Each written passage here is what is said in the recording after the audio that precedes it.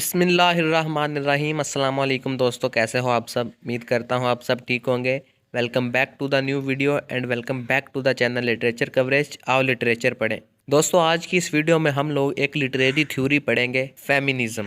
बहुत सी जगहों पे आप लोगों ने ये नेम सुना होगा, फेमिनिज्म फेमिनिज्म, और बहुत से मर्दों को फेमिनिज्म का नेम सुन के गुस्सा भी आता है। लेकिन दोस्तों, अगर फेमिनिज्म लिटरेरी थ्योरी को अगर गौर से समझा जाए, डीपली एनालाइज किया जाए, तो पता चलता है कि कुछ पॉइंट्स इस थ्योरी के ठीक भी थे। अगर किसी को कोई सहूलत मिल रही हो, कोई फ़ायदा मिल रहा हो, तो बाज़ कुछ लोग उसी ग्रुप में से उस सहूलत और उस फ़ायदे का नाजायज़ फ़ायदा भी उठाते हैं। तो दोस्तों, आज की इस वीडियो में मैं आपको फेमिनिज्म लिटरेरी थ्योरी समझाने की पूरी कोशिश करूंगा। जितनी मैंने रिसर्च की है उस हिसाब से मैं आप लोगों को बताऊंगा इस थ्योरी के बारे में। तो चलिए शुरू करते हैं। दोस्तों, जो वर्ड फेमिनिज्म है ये एक लैटिन वर्ड फेमिना से निकला है, और फेमिना का मतलब है वुमेन यानी कि औरत, और इज़म का मतलब है कोई मूवमेंट, कोई तहरीक वगैरह। तो यहाँ से हमें समझ में आया औरतों की तहरीक यानी कि वुमेन्स मूवमेंट। दोस्तों, जो टर्म फेमिनिज्म है ये एक फ्रेंच फिलोसोफर चार्ल्स फोरियर ने 1837 में क्वाइंड आउट की थी। दोस्तों, ये तहरीक तो औरतों की ही है, लेकिन इसमें कुछ मर्द भी शामिल थे। ऐसे लोग जो फेमिनिज्म थ्योरी को सपोर्ट करें वो फेमिनिस्ट कहलाते हैं। दोस्तों, ये जो थ्योरी थी फेमिनिज्म, ये एक सोशल और पॉलिटिकल मूवमेंट थी, जिसके मकासद, जिसके एम्स ये थे कि औरतों को मर्दों के बराबर हकूक दिए जाएं, औरतों को पॉलिटिकल राइट्स दिए जाएं, औरतों को इकोनॉमिक राइट्स दिए जाएं, और औरतों को उनके पर्सनल और सोशल राइट्स दिए जाएं, और उनको मर्दों के बराबर दर्जा दिया जाए माशरे में। सोशल इक्वालिटी हो दोनों जेंडर्स के लिए, मेल्स के लिए भी और फीमेल्स के लिए भी। देखें, ये थ्योरी बिल्कुल ये बात नहीं कर रही कि मर्दों को नीचे गिरा दिया जाए। बस ये कह रही है ये थ्योरी कि औरतों को मर्दों के बराबर हकूक मिलें। औरत भी इंसान है, औरत कोई जानवर नहीं है। इस वजह से औरत को भी हकूक दिए जाएं, माशरे में उसकी भी इज्जत की जाए, उसकी भी रिस्पेक्ट की जाए। सोसाइटी में मर्द और औरत बिल्कुल पार्टनर्स की तरह ही हैं। सो जितने राइट्स आदमियों को मिलते हैं, मेल्स को मिलते हैं, उतने ही फीमेल्स को मिले, उतने ही औरतों को मिले। ये कह रही है फेमिनिज्म थ्योरी। ऐसा भी कहा जाता है कि मर्द और औरत साइकिल के दो पहियों की तरह हैं। अगर एक पहिया भी मौजूद ना हो तो एक पहिए पर साइकिल नहीं चलेगी, दोनों पहिए चाहिए साइकिल चलाने के लिए। सो यहाँ तक क्लियर है कि फेमिनिज्म थ्योरी क्या कहती है कि औरतों को मर्दों के बराबर राइट्स दिए जाएं, उनको एजुकेशनल इंस्टीट्यूट्स में जाने दिया जाए, उनको पढ़ने दिया जाए, उनको भी प्रोफेशनल जॉब अपॉर्चुनिटीज़ मिलें। दोस्तों, अब सोचने की बात है, ये सवाल आप लोगों के माइंड में भी आ रहा होगा कि आखिर इस थ्योरी की ज़रूरत ही क्यों पेश आई। क्या ज़रूरत थी इस मूवमेंट को चलाने की, क्या ज़रूरत थी औरतों को कि उनको ऐसी तहरीक चलानी पड़ी, ऐसी मूवमेंट चलानी पड़ी। काफ़ी वक्त पहले की बात है कि औरतों को घर में कैद करके रखा जाता था, ठीक है। उनको मारा जाता था, उनको पीटा जाता था, उनको जायदाद में हिस्सा नहीं दिया जाता था, उनको पढ़ने नहीं दिया जाता था, उनको लिखने नहीं दिया जाता था। जो औरतें थीं अपनी राइटिंग्स किसी मेल के नेम पर पब्लिश करवाया करती थीं, या फिर अननोन ऑथर के तौर पे पब्लिश करवाती थीं जो औरतें थीं अपनी राइटिंग्स को, क्योंकि माशरा उनको इजाज़त नहीं देता था लिखने की और पढ़ने की और बाहर निकलने की। जॉब्स भी उनको नहीं दी जाती थी, और अगर मिल भी जाती थी किसी को बड़ी मुश्किल से जॉब, तो उसको पे बहुत कम मिलती थी। औरतों के साथ रेप भी होता था, पैट्रियार्की चलती थी हर तरफ, यानी कि मर्दों का ऑर्डर चलता था औरतों पे। तो ये सवाल भी क्लियर हो गया होगा कि फेमिनिज्म की ज़रूरत क्यों महसूस हुई, औरतों को क्यों बोलना पड़ा, उनको बाहर निकलना पड़ा। अब एक और सवाल जहन में आ रहा होगा आप लोगों के कि चलो ये तो पता चल गया कि क्यों शुरू हुई फेमिनिज्म, ये भी बताएं कि कब शुरू हुई। तो दोस्तों, असल में ये जो मूवमेंट है ना, ये लेट 18th सेंचुरी में ही शुरू हो गई थी, यानी कि 1790 के बाद। दोस्तों, इस मूवमेंट की 4 वेव्स हैं, टोटल 4 वेव्स हैं। दोस्तों, वेव्स का क्या मतलब है? लहरें, ऐसा ही कुछ है। पहली लहर, दूसरी लहर, तीसरी लहर, चौथी लहर, या ऐसा कह लें कि फेमिनिज्म मूवमेंट के 4 हिस्से थे। वो टाइम पीरियड जिसमें जो फेमिनिज्म मूवमेंट है वो स्प्रेड होना शुरू हुई, फैलना शुरू हुई, वाइड होना शुरू हुई, वो टाइम पीरियड था फर्स्ट वेव से। और फर्स्ट वेव स्टार्ट हुई थी दोस्तों 19th और अर्ली 20th सेंचुरी में। अब ये मूवमेंट स्टार्ट किस जगह से हुई थी, किस कंट्री की वुमेन ने ये मूवमेंट स्टार्ट की थी? ये मूवमेंट स्टार्ट हुई थी वेस्टर्न कंट्रीज से। यूरोप के जो बड़े ममालिक हैं, बड़े कंट्रीज़ हैं, जिनमें यूनाइटेड स्टेट्स ऑफ अमेरिका हो गया, यूनाइटेड किंगडम हो गया, न्यूजीलैंड हो गया। शुरुआत में ये मूवमेंट इन कंट्रीज से स्टार्ट हुई थी, ये भी आप लोगों ने अच्छे से याद रखना है। लो सॉन्ग सुन लो एक,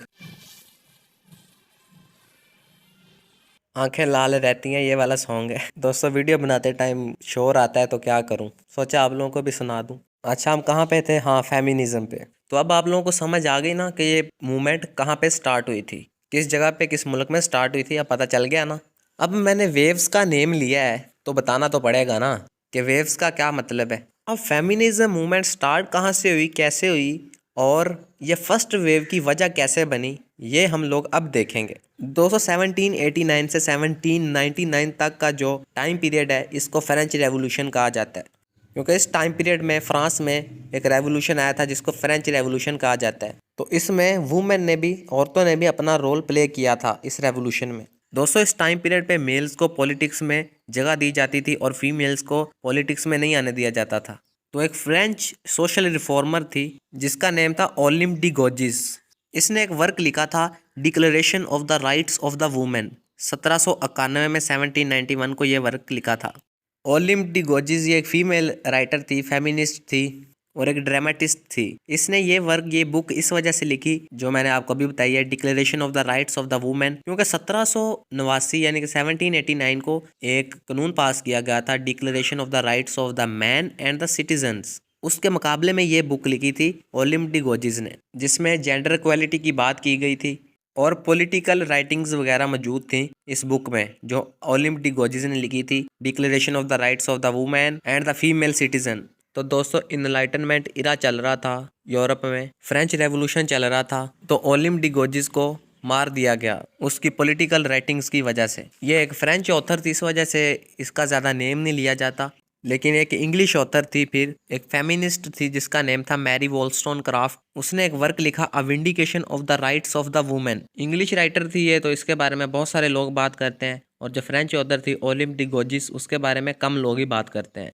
तो आप लोग भी ज़्यादातर a vindication of the rights of the women ये वर्क ही सुनोगे मैरी वॉलस्टोनक्राफ्ट का, जिसको इम्पोर्टेंट वर्क कहा जाता है फेमिनिज्म थ्योरी में।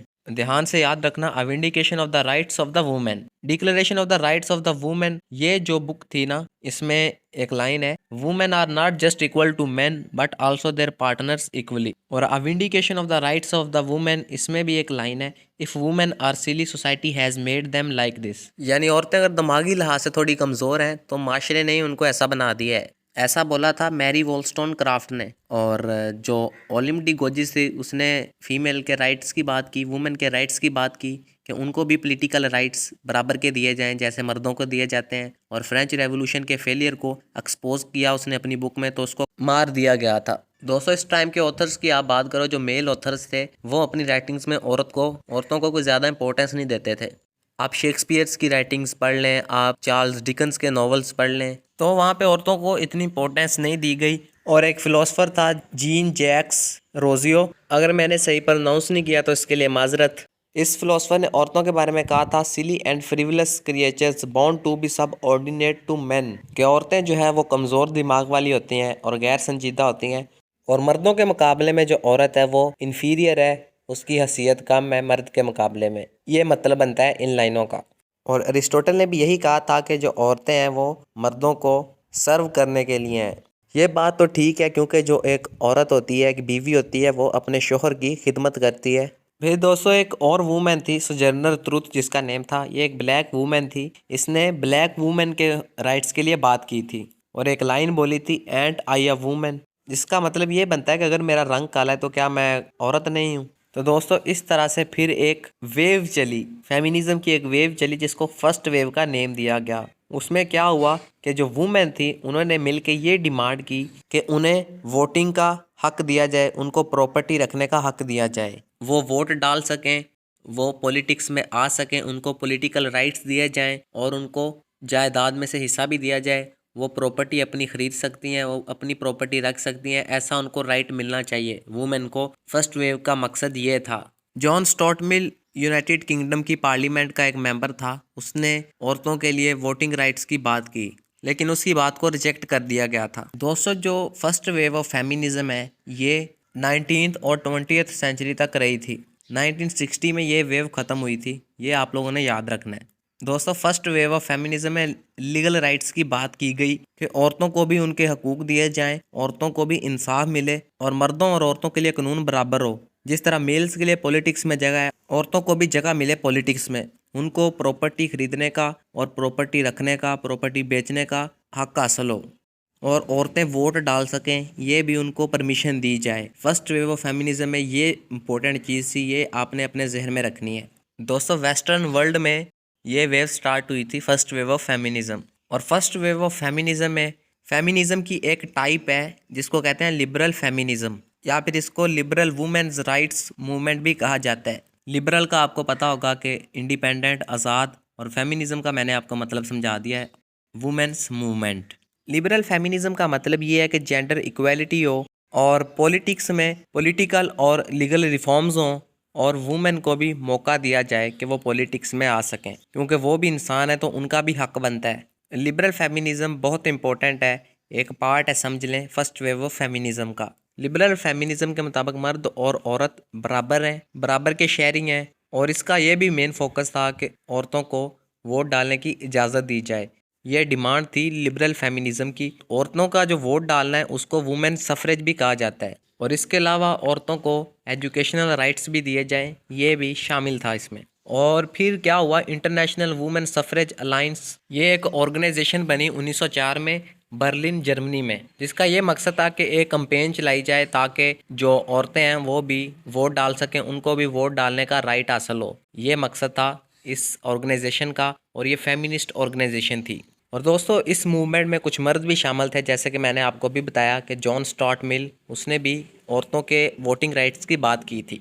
दोस्तों लिबरल फेमिनिज्म को और भी बहुत सारे नाम दिए जाते हैं, या फिर कहने ये भी लिबरल फेमिनिज्म की टाइप्स हैं, जैसे कि social liberalism, equality feminism, social feminism, care ethical liberal feminism, equity feminism, difference feminism, conservative liberal feminism, liberal socialist feminism, और मॉडर्न लिबरल फेमिनिज्म को कहा जाता है नियो लिबरल फेमिनिज्म या फिर बोर्ड रूम फेमिनिज्म। इसके अलावा लिबरल फेमिनिज्म को लिबरल इंटरनेशनलिज्म के साथ भी जोड़ा जाता है। मेन स्ट्रीम फेमिनिज्म भी कहा जाता है इसको, स्ट्रेट फेमिनिज्म भी कहा जाता है, रेफर्मिस्ट फेमिनिज्म भी कहा जाता है, एगैलिटेरियन फेमिनिज्म भी कहा जाता है, या फिर हिस्टोरिकली बोर्जोइस फेमिनिज्म भी कहा जाता है। ये आप लोग माइंड में रख लेना और लिख देना पेपर में। दोस्तों फेमिनिज्म के 3 मेन थॉट्स थे, जिनमें से एक लिबरल फेमिनिज्म भी है। बाकी 2 क्या थे वो भी मैं आपको बताऊंगा, लेकिन फिलहाल आप यहाँ तक समझें। लिबरल फेमिनिज्म या फिर मेन स्ट्रीम लिबरल फेमिनिज्म को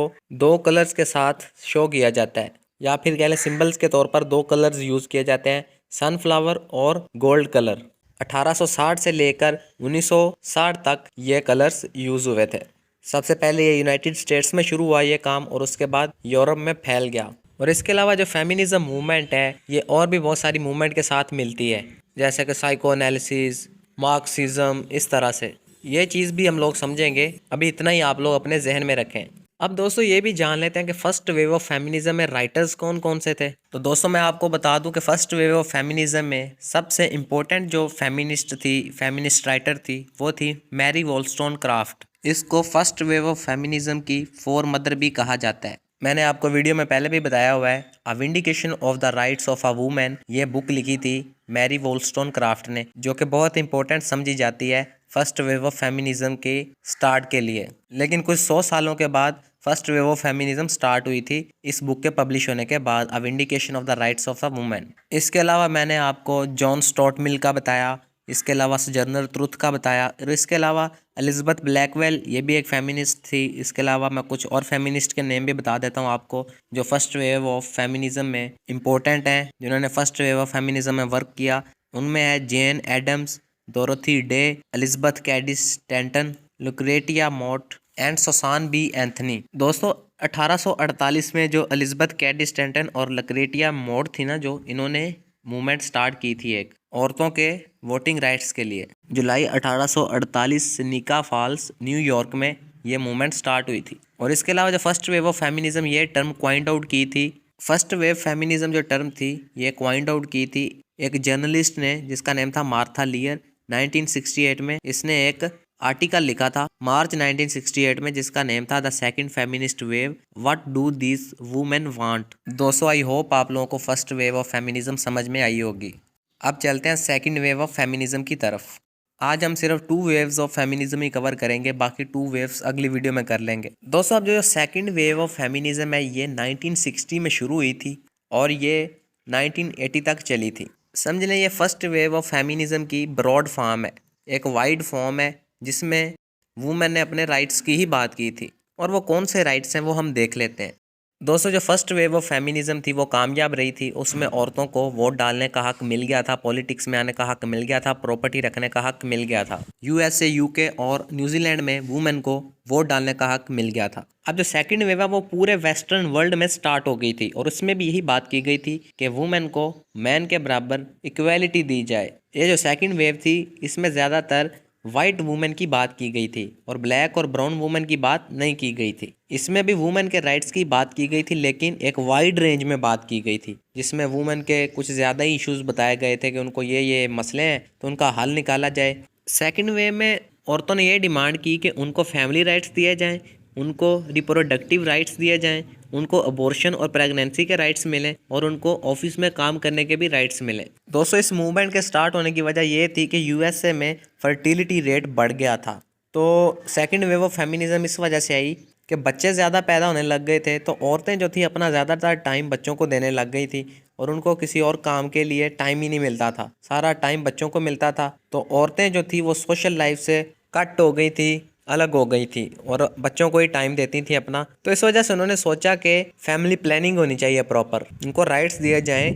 दे तो सारा टाइम तो फिर बच्चों को ही दे देती हैं वो, उनसे तो कोई और काम ही नहीं किया जाता। फिर औरतों ने ये बातें की कि उन पर डोमेस्टिक वायलेंस होता है, यानी कि घरेलू तशद्दुद होता है, उनको मारा पीटा जाता है, मैरिटल रेप किया जाता है, यानी कि शादी के बाद उनके साथ ज़बरदस्ती इंटरकोर्स करते हैं मेल्स। औरत चाह नहीं रही होती कि वो मर्द के साथ सोए लेकिन मर्द उसके साथ सोना चाहता है, ये बात हो रही है। जैसा कि आजकल नहीं दोस्तों चलता, औरत मार्च होती है, वो कह रही होती है मेरा जिस्म मेरी मर्जी, मैं खाना नहीं पकाऊंगी।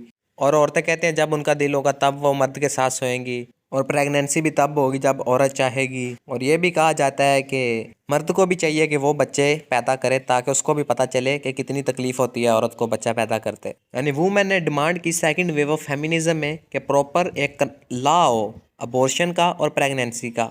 औरतों ने ये डिमांड की कि वो भी काम काज वाली जगह पे जाएं, उनको भी जॉब करने की आज़ादी मिले, उनकी भी सोशल लाइफ हो, एक फैमिली लाइफ हो, फैमिली प्लानिंग हो, अबॉर्शन करवाने के लिए मेडिसिन हो ताकि वो अबॉर्शन करवा सकें, प्रेगनेंसी को रोक सकें, उसके लिए कंट्रासेप्टिव्स यूज़ किए जाएं। ये भी उन्होंने डिमांड की थी ताकि प्रेगनेंसी को रोका जा सके कि अभी प्रेगनेंसी की ज़रूरत ही नहीं है और औरत प्रेग्नेंट हो जाए। तो इस चीज़ को रोकने के लिए कंट्रासेप्टिव्स की डिमांड की गई थी, यानी बर्थ कंट्रोल पिल्स, कॉन्डम्स वगैरह यूज़ किए जाएँ ताकि औरत को उसके रिप्रोडक्टिव राइट्स मिलें और प्रेगनेंसी पर औरत का कंट्रोल हो कि जब वो चाहेगी तब उसको मर्द प्रेग्नेंट करेगा, ऐसा समझ लें। और डोमेस्टिक राइट्स भी दिए जाएं, औरत को आज़ादी मिले, ये सब चीज़ें सेकंड वेव ऑफ फेमिनिज्म में शामिल थी। तो फिर दोस्तों ये बात भी मान ली गई औरतों की, कॉन्ट्रासेप्टिव्स का यूज़ होने लगा, बर्थ कंट्रोल पिल्स का यूज़ होने लगा और 1960 में ये मेडिसिन आ गई थी कॉन्ट्रासेप्टिव पिल्स, जिसके ज़रिए वुमेन जो है वो अपनी प्रेगनेंसी को रोक सकती थी। दोस्तों, एक फ्रेंच राइटर थी 1940 में जिसका नेम था साइमन डी बेवर। उसका ख्याल ये था कि पैट्रियार्कल सोसाइटी में जो औरत है उसको दूसरे दर्जे पर रखा जाता है, उसको पहले दर्जे पर नहीं रखा जाता। पैट्रियार्कल सोसाइटी का मतलब मेल डोमिनेंट सोसाइटी। 1940 में काफ़ी वर्क्स लिखे साइमन डी बेवर ने और 1949 में एक वर्क लिखा साइमन डी बेवर ने जिसका नेम था द सेकंड सेक्स। इस वर्क को 1953 में ट्रांसलेट किया गया फ्रेंच से इंग्लिश लैंग्वेज में, फ्रेंच लैंग्वेज से इंग्लिश लैंग्वेज में और अमेरिका में पब्लिश करवाया गया फिर इसे। दोस्तों, द सेकंड सेक्स बुक ने बहुत सारी अमेरिकन फेमिनिस्ट राइटर्स को इंस्पायर किया था। उनमें से एक बेटी फ्राइडन भी थी जिसने फिर एक बुक लिखी द फेमिनाइन मिस्टीक। ऐसा कहा जाता है कि 1963 को ही सेकंड वेव स्टार्ट हुई थी क्योंकि इस बुक की वजह से second wave of feminism start हुई थी और बेटी फ्राइडन को सेकंड वेव ऑफ फेमिनिज्म की मदर कहा जाता है। दोस्तों, इसने अपने दोस्तों के साथ मिलके एक सर्वे भी किया था बेटी फ्राइडन ने कि जो औरतें घर रहती हैं और बाहर नहीं जाती, घर का कामकाज करती हैं, उनका जो पोटेंशियल है, उनकी जो एनर्जी है वह ज़ाया हो जाती है। और इसने ऑब्ज़र्व किया, इसने पूछा औरतों से और इसको पता चला कि जो घर में रहने वाली औरतें हैं वो दुखी होती हैं, उनको लगता है कि घर उनकी ख्वाहिशें घर तक की महदूद हैं और घर से बाहर कोई ख्वाहिश नहीं उनकी। और इसके बरक्स जो औरतें घर से बाहर जाती हैं वो खुश भी रहती हैं और वो अपने घर का काम भी कर लेती हैं और बाहर का भी कर लेती हैं, तो वो खुश रहती हैं ज़्यादा। ऐसा इसने सर्वे किया था बेटी फ्राइडन ने। उसके बाद इसने ये बुक लिखी थी। और जो औरतें घर रहती हैं और सैड रहती हैं, इसको इसने एक नाम दिया था बेटी फ्राइडन ने इस चीज़ को, उसने कहा था the problem that has no name. इसके अलावा दोस्तों और भी बहुत सारे वाक़यात हुए, मैं आपको बताता हूँ। 1961 में 50,000 औरतों ने 60 सिटीज़ में एहतजाज किया था पीस के लिए, अमन के लिए। और इसके अलावा 1965 में अमेरिकन सुप्रीम कोर्ट में एक केस भी चला था, ग्रिसवोल्ड वी कनेक्टिकट, जिसमें सुप्रीम कोर्ट ने फिर ये फैसला किया था कि जो कपल्स हैं वो कॉन्ट्रासेप्टिव्स को यूज़ कर सकते हैं गवर्नमेंट की रिस्ट्रिक्शन के बगैर। मैरिड कपल बाय भी कर सकते हैं कॉन्ट्रासेप्टिव्स और उनको इस्तेमाल भी कर सकते हैं। दोस्तों फिर 1966 को जो फ्राइडन थी, इसने एक ऑर्गेनाइजेशन बनाई जिसको नेशनल ऑर्गेनाइजेशन फॉर वुमेन का नाम दिया गया और फर्स्ट प्रेसिडेंट बन गई इस ऑर्गेनाइजेशन की। इस ऑर्गेनाइजेशन ने इक्वल एम्प्लॉयमेंट अपॉर्चुनिटी कमीशन को फोर्स किया कि जो अमेरिकन वुमेन है उनको ज़्यादा जॉब्स ऑफर की जाएं। अफ्रीकन अमेरिकन जो वुमेन है जो कि पॉवर्टी लाइन से भी नीचे हैं, उनको बहुत ज़्यादा जॉब्स की ज़रूरत है उन अफ्रीकन अमेरिकन औरतों के मुकाबले में जो कि अपर और मिडिल क्लास से बिलोंग करती हैं। फिर 1969 को जो बैटी फ्राइडन थी, इसने प्रेसिडेंट की सीट छोड़ दी।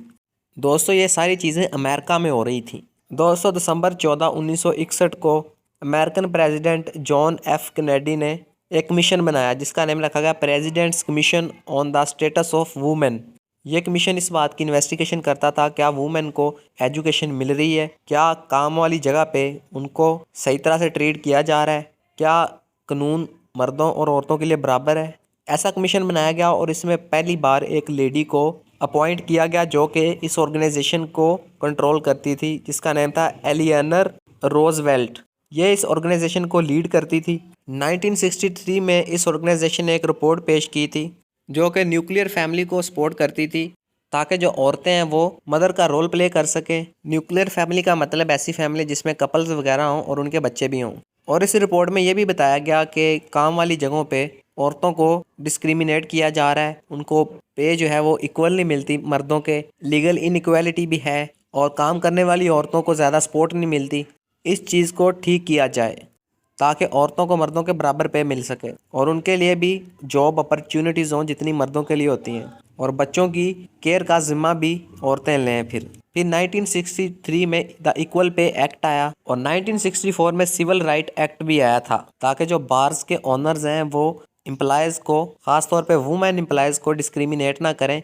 इसके अलावा रेप क्राइसिस सेंटर कायम किए गए, वुमेन शेल्टर्स कायम किए गए और इस बात पर भी जोर दिया गया कि औरतों के साथ रेप ना हो। कस्टडी लॉज बने, डिवोर्स लॉज बने, उनमें कुछ चेंजेस की गई और इसके अलावा फेमिनिस्ट बुक स्टोर्स बने, बहुत सारे रेस्टोरेंट्स बने और इस तरह से second wave of feminism start हुई थी। सेकंड वेव ऑफ फेमिनिज्म जो थी इसने सिविल राइट्स, ब्लैक पावर, गे लिबरेशन, चिकानो, इस तरह की मूवमेंट्स के साथ भी कंबाइन किया था और बहुत सारे स्ट्राइक्स हुए थे और ये सब अमेरिका में हुआ था। और कॉन्ट्रासेप्टिव्स के बारे में मैंने आपको बता दिया है कि 1960 में फूड एंड ड्रग एडमिनिस्ट्रेशन ने ओरल कॉन्ट्रासेप्टिव पिल अप्रूव कर दी जो कि 1961 में अवेलेबल थी मार्केट में। दोस्तों आज की वीडियो यहीं पे एंड करते हैं। जो बाकी पार्ट बच गया है थोड़ा सा सेकंड वेव ऑफ फेमिनिज्म का, वो हम नेक्स्ट वीडियो में कवर करेंगे। उसके साथ थर्ड वेव और फोर्थ वेव भी कवर कर लेंगे और जो फेमिनिज्म थ्योरी है वो कंप्लीट हो जाएगी और उम्मीद है कि आप लोगों को मैक्सिमम नॉलेज मिल जाएगा। और आज की वीडियो से भी उम्मीद करता हूँ आप लोगों को काफ़ी नॉलेज मिला होगा। अब ये क्वेश्चन अगर आता है फेमिनिज्म के बारे में कोई भी क्वेश्चन, तो आप लोग 10 पेज लिख के ही आओगे अगर पेपर में या इसके रिलेटेड कोई क्वेश्चन आ गया। दोस्तों फिलहाल यहाँ तक आप लोग प्रिपेयर कर लें। मिलते हैं फिर अगली वीडियो में। आज की वीडियो यहीं पे एंड करते हैं।